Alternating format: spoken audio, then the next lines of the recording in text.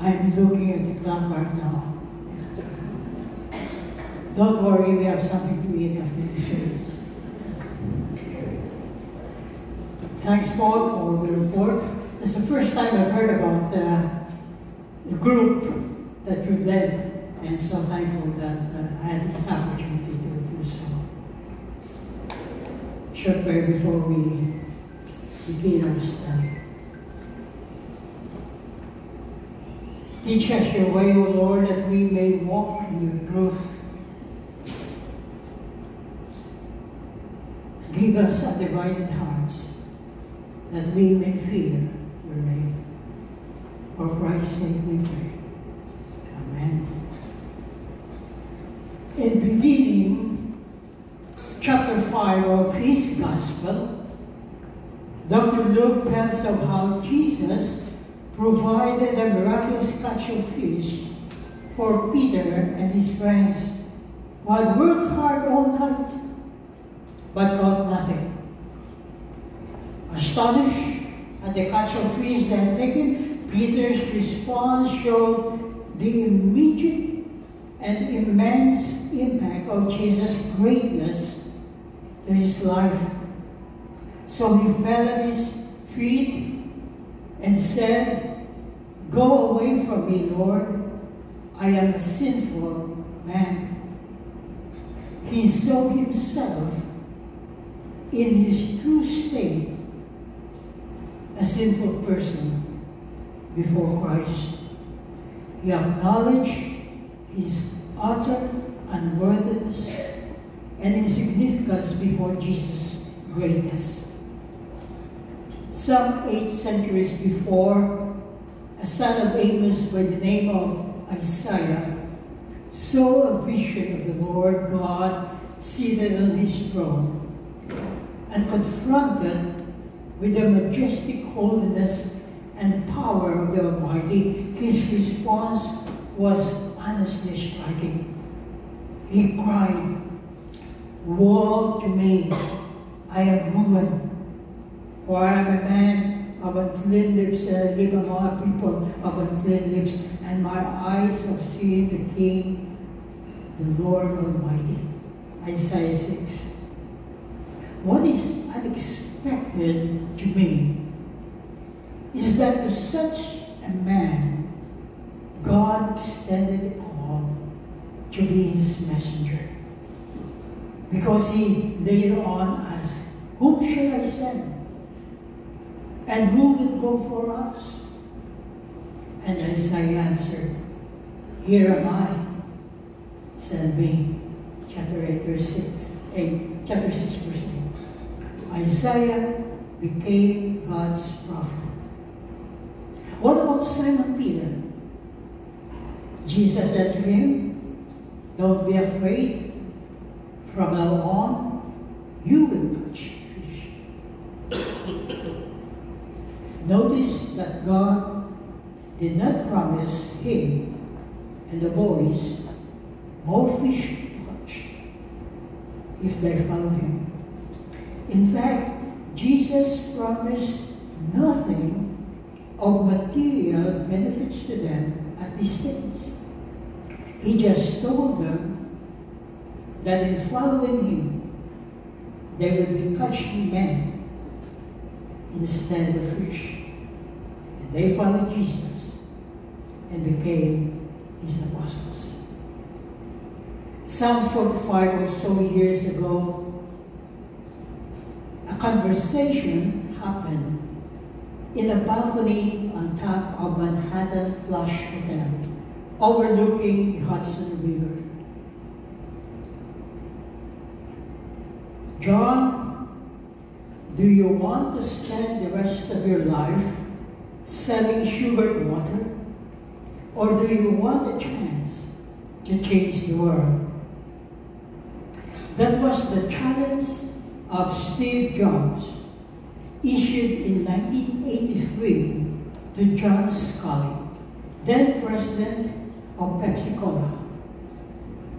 Mr. Jobs was the creative genius behind Apple Computer. He knew that the soft drink executive could help Apple make its mark on the computer world. Scully accepted the bold challenge and joined the Apple group. You know what happened to Apple computers. Going back to 2,000 years, at the shores of Lake Gennesaret, Jesus issued a different challenge to Peter and his friends. Follow me, and I will make you fishers of men. They did, and with a handful of other ordinary men, they changed the world. On the day of Pentecost, the promise of the Holy Spirit began a new work through them, and 3,000 were saved. Acts chapter 2. Eventually, critics were charged that they had turned the world upside down. Acts 17:6. And besides Peter and his friends in the fishing business, one of those called by Jesus to be one of his apostles was Levi, or Matthew. And his call is the topic of our study this morning. Please turn with me to our text in Luke chapter 5, verse 27 up to verse 32. Luke 5, 27 to 32. Let me just read. Follow me with your eyes. After this, Jesus went out and saw a tax collector by the name of Levi sitting at his tax booth. Follow me, Jesus said to him. And Levi got up, left everything, and followed him. Then Levi had a great banquet for Jesus at his house, and a large crowd of tax collectors and others were eating with them. But the Pharisees and the teachers of the law who belonged to their sect complained to his disciples, "Why do you eat and drink with tax collectors and sinners?" Jesus answered them, "It is not the healthy who need a doctor, but the sick. I have not come to call the righteous, but sinners to repentance." Now, in this story, Luke tells us the incidents that took place in two different locations. First, at Levi's tax booth and at his house. Our outline is based on these places. And what are the incidents that occur at Levi's tax booth, verse 27 to 28, and then at Levi's house, verse 29 to 32. So let's take the first one. At Levi's booth, verses 27 to 28. Now, we must remember that the mode of transportation during those times was walking, so we find Jesus treading the highways and byways of Galilee with his small group of disciples.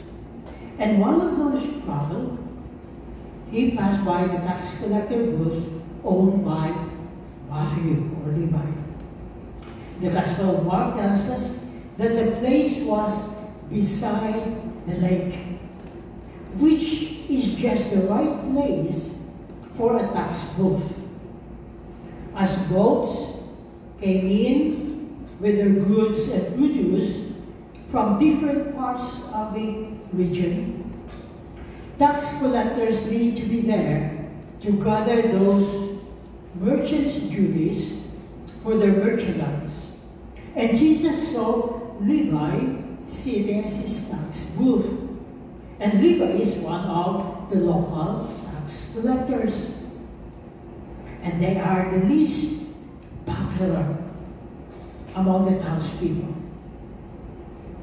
In fact, people hate and despise tax collectors more than many in our day regard Revenue Canada or IRS.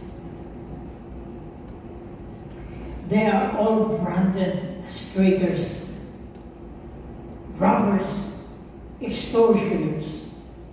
In fact, Scripture In Scripture, religious leaders lump them together with those who are lawbreakers, tax collectors, and sinners. So I asked myself the question, why are they so despised by their own people? How did they get to be hated by the Jewish population? And we have to dig in for the history of it. Palestine, during those times, has to pay their taxes to the Romans, which at the time were the occupying power. The Romans would make assessments of the regions and contract them out to the highest bidder the responsibility of tax collecting. In other words, franchising. The winning contractor would then hire local tax collectors to do the job. So long as they get their money as spelled out on the contract, the Roman government doesn't care much about the excessive amount tax collectors are charging the people.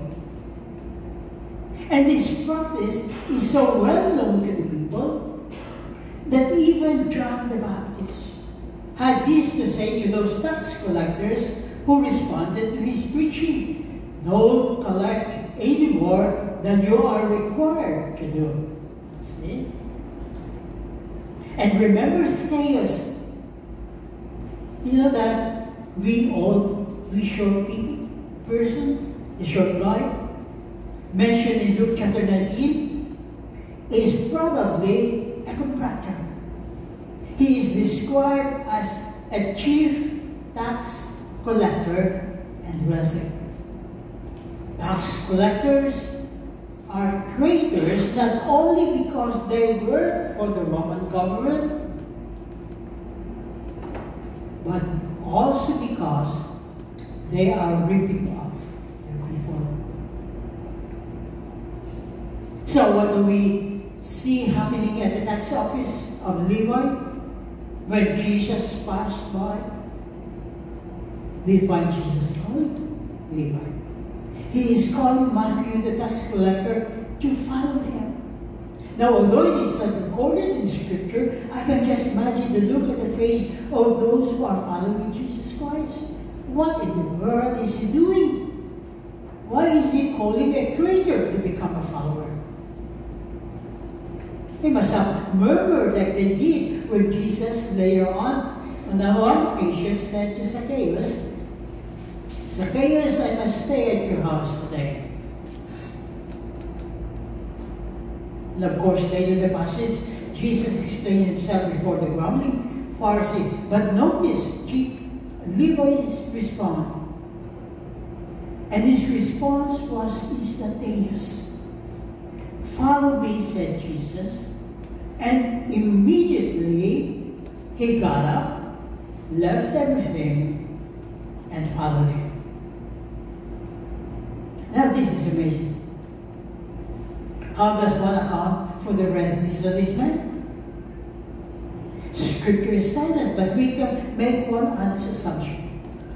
Surely he must have heard about Jesus' power over demons and diseases, and his authority preaching the good news, and he believed him.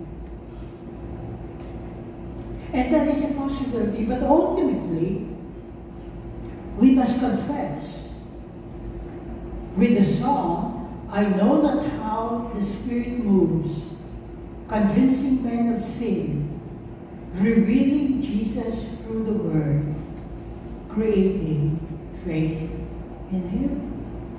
No wonder Nicodemus couldn't understand what it means to be born again, because it's the Spirit. And so when Jesus called Matthew, he immediately got up, left everything, and followed him. And by the way, Levi's response is similar to the action that Peter and his fishermen friends showed when they were called by Jesus. in verse 11 of this chapter, so they pulled their boats up on shore, left everything, and followed him.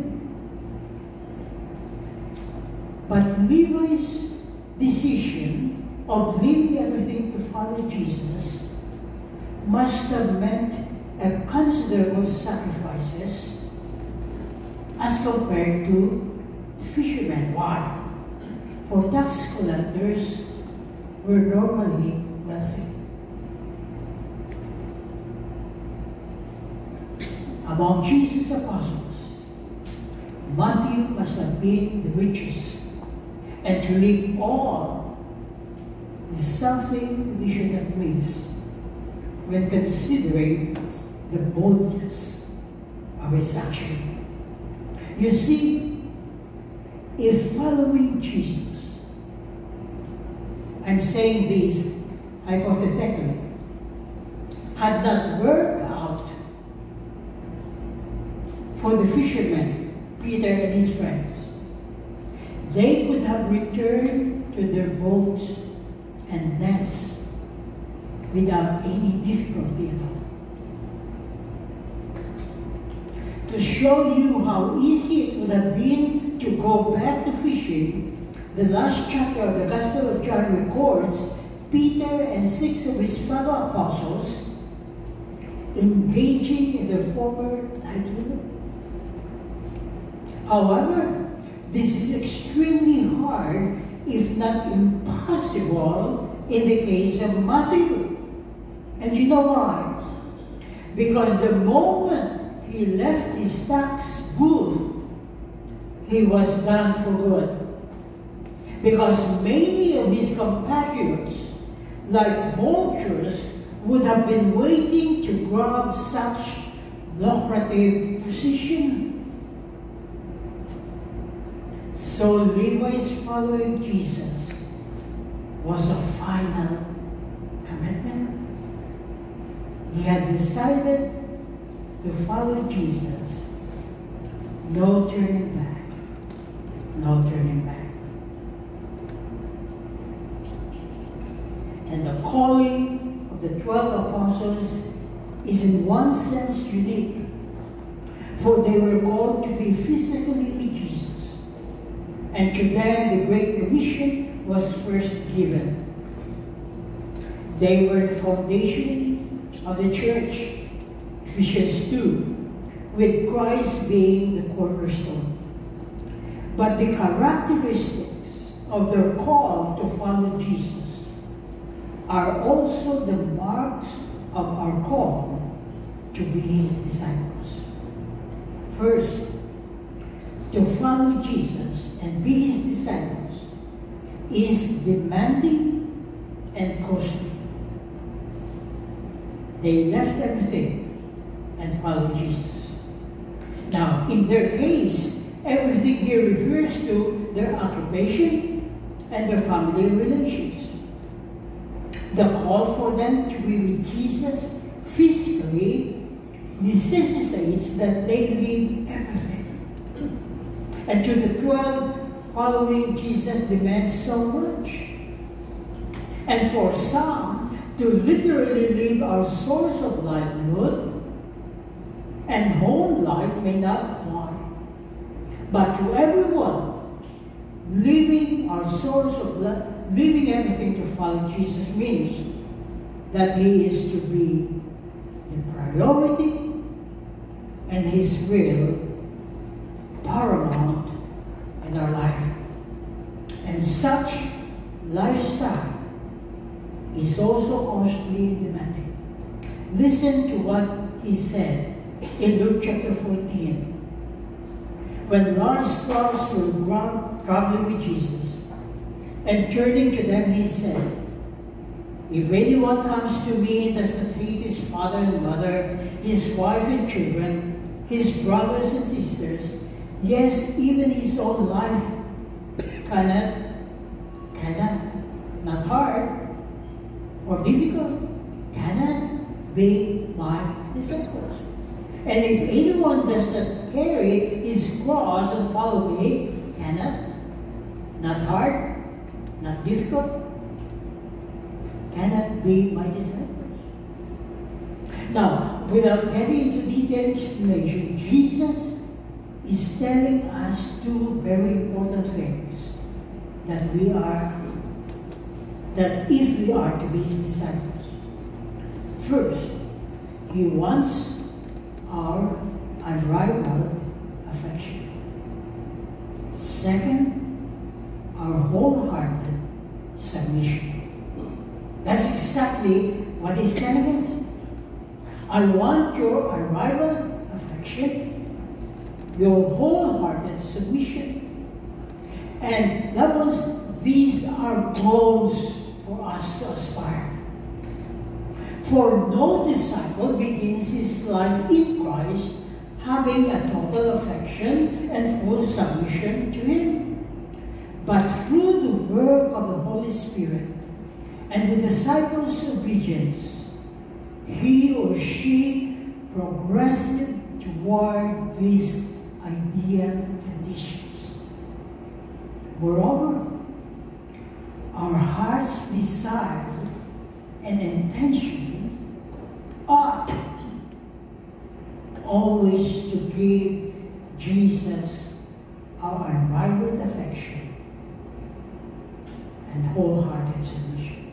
Even then, to make love for Jesus a priority and submission to his will non-negotiable are difficult and demanding. Why? It is because both are contrary to our human nature. We love self more than we love Christ and others. We like to pray, not your will, but mine be done. And so to overcome requires faith in God's faithfulness and obedience to his revealed word. Following Christ is not only costly and demanding, it is also serious business. When Levi decided to follow Jesus, he surely knew that this was not a picnic or one of those reality shows. This was serious business in which the cost must be counted before final commitment. You can read that in Luke chapter 14, verse 28 to 33. So we see what happened at Levi's tax booth. Now we turn to Levi's house. What happened then? What are they doing at Levi's house? Verses 29 to 32. Luke says that they are having a great celebration for Jesus. Now, most Bible scholars say that this incident doesn't follow immediately after Levi left his tax booth and followed Jesus. They put this event further down. If this is the case, Levi's conduct becomes more commendable. Why is it more commendable? You see, when Levi left his tax collection job to follow Christ, he has not forgotten his former tax collector colleagues and friends. He just can't keep the joy of being forgiven to himself. He wants his friends to know Jesus. So he celebrates a banquet for him and at his house and invites his unbelieving friends to meet the Lord and hear him preach the good news. And how many of us would act differently when given the opportunity? We would have parties and celebration, but mostly for our Christian friends and relatives. Why don't we have celebrations with non-Christian friends and have the Word of God proclaim? Why don't we make our child's dedications, wedding anniversaries, birthdays, and other special events occasions for the sharing of God's Word and the hearing of unbelieving friends and loved ones? Yes. Why don't we? There are a couple of reasons, I believe. We don't have that many non-believing friends anymore. Levi has no more opportunity to work side by side with his tax collectors' friends, but he has them as friends to invite. But we still rub shoulders with unbelieving office mates, classmates, and sportsmates.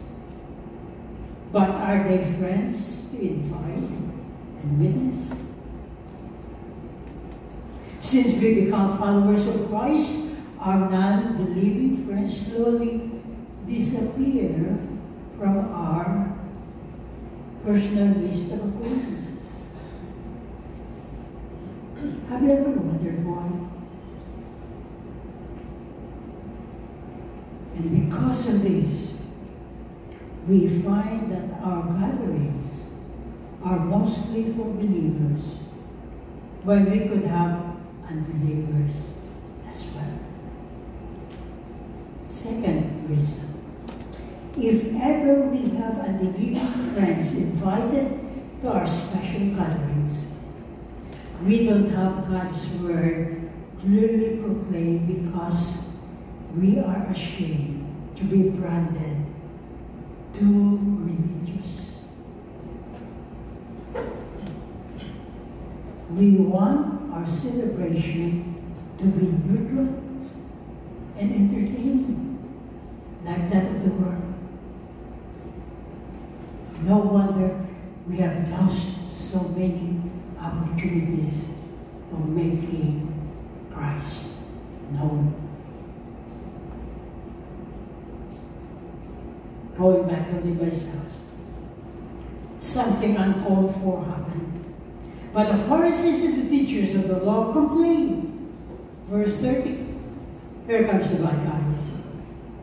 They have nothing to say about Jesus, and they charge him through his disciples. What cowards! Why he eats and drinks with tax collectors and sinners? Why would the Pharisees and teachers of the law object against Jesus eating with these kinds of people? Were they jealous for not being invited? Probably not. They hate these tax collectors. They strongly complain because Jesus' act of eating with tax collectors and sinners shows that he accepts them and identifies with them. They are the kind of people he came to save. And Jesus considers them not as enemies any longer, but friends. And so, Jesus raises the status of Levi's friends from being despised to being accepted. And if by faith they repent of their sins, they will be forgiven and granted entrance into God's kingdom.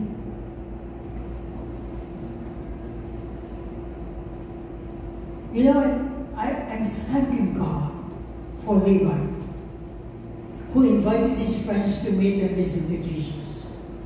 Because he took the only opportunity open to him to introduce his friends to Jesus.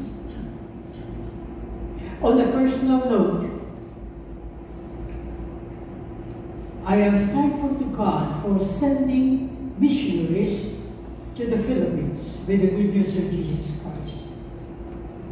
Because they entrusted God's word to faithful men who then taught the same to others. And I stand before you as one of those others.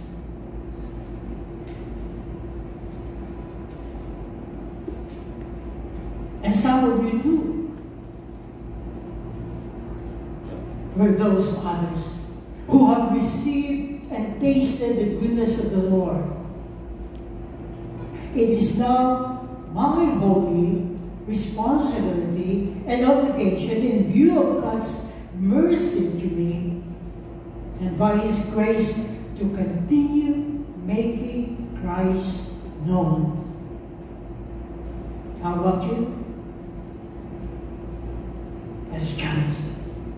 Going back to our text, in answer to the Pharisees, Jesus has this self-evident proverb. It is not the healthy who need a doctor, but the sick. And then He tells them the heart of His mission, which He later amplified in the three parables of the lost sheep, the lost coin, and the lost son, found in chapter 15 of Luke. Now, what is Christ's mission? In negative terms, He said, I have not come to call the righteous, but sinners to repentance. He repeats this positively at the end of the Zacchaeus narrative, where He said, I have come to seek and to save that what was lost. So Jesus came not to call the righteous, meaning the self-righteous, those confident of their own righteousness. Because no one is righteous.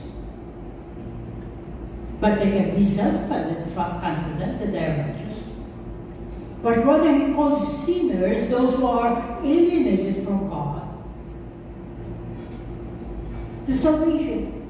And notice that Jesus' call is for them to receive eternal life. And in order to share it, there must be the recognition of need. Because a self-righteous person is incapable of recognizing the need, for he would say, what for?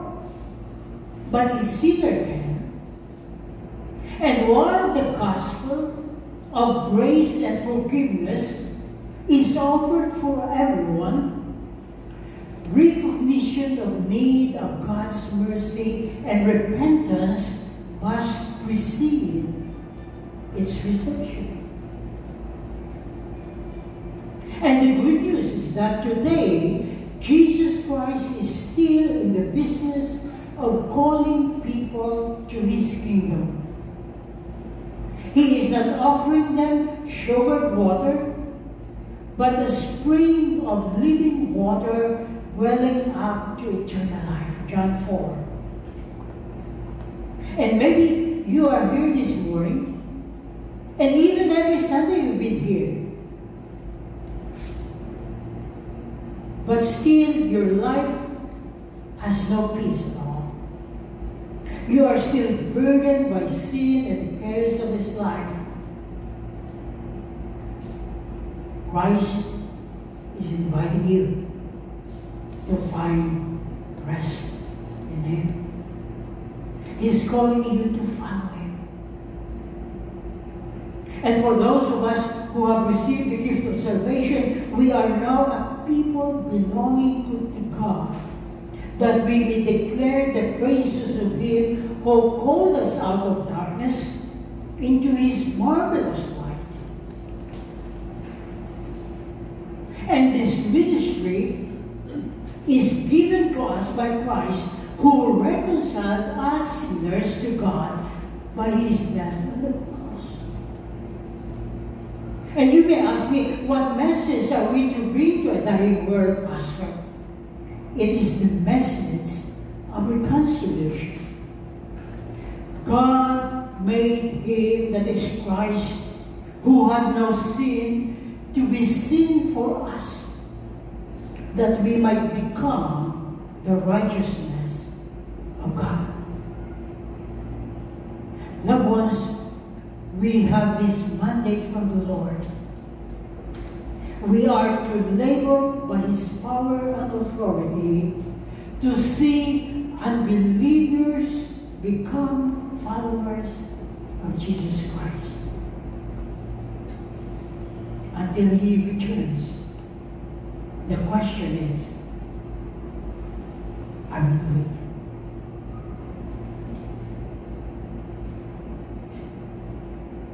it? The night is coming, and while we are in the day, let us do the work of Him who sent us.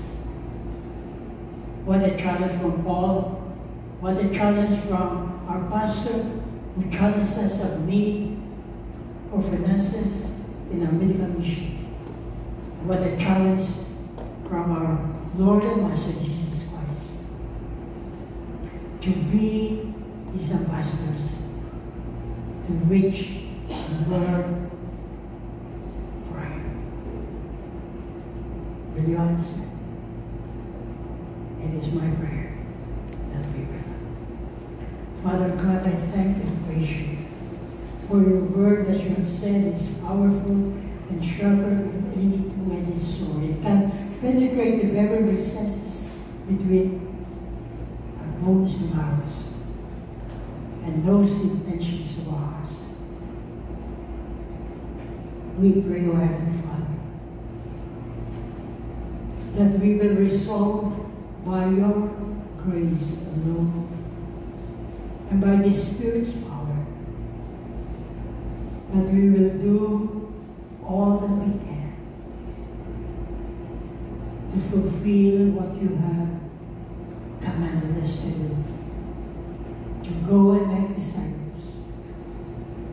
People are dying, not only physically, but separated and alienated from You for eternity. Would You grant us grace to be Your representative to these people? For Christ's sake we pray.